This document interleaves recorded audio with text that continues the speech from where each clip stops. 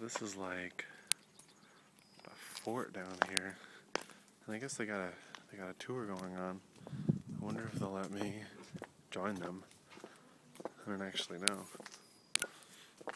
I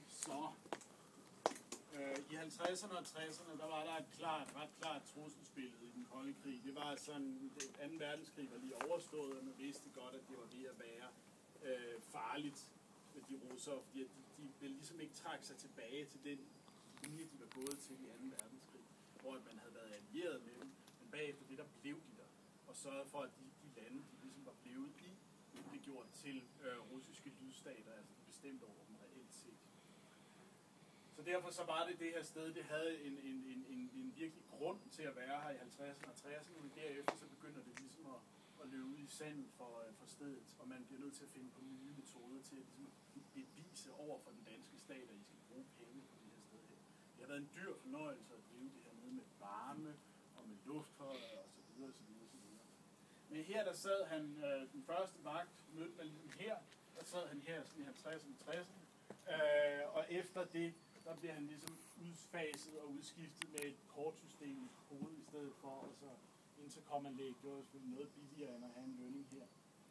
Værnepligtige har der været rigtig mange igennem stedet her, i cirka 20.000 igennem tiden over de sidste 50 år, og mange af dem har haft for eksempel post til at opsidde bag et maskingevær og kigge ud og se, at der ikke kommer nogen udkommende gæster ind.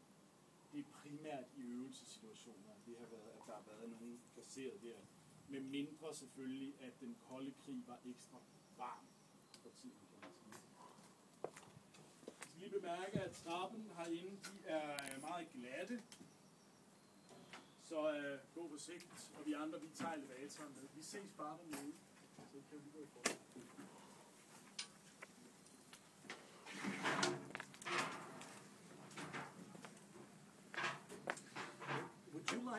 Would you like to join us? Am I allowed to? Yeah, I mean, I don't think so, but I mean, it's my call, I guess.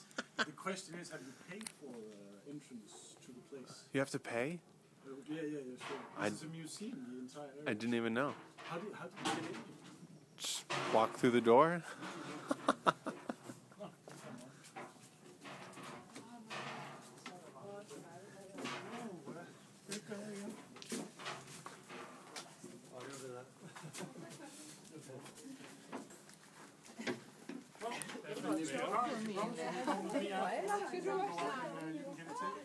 How much are tickets?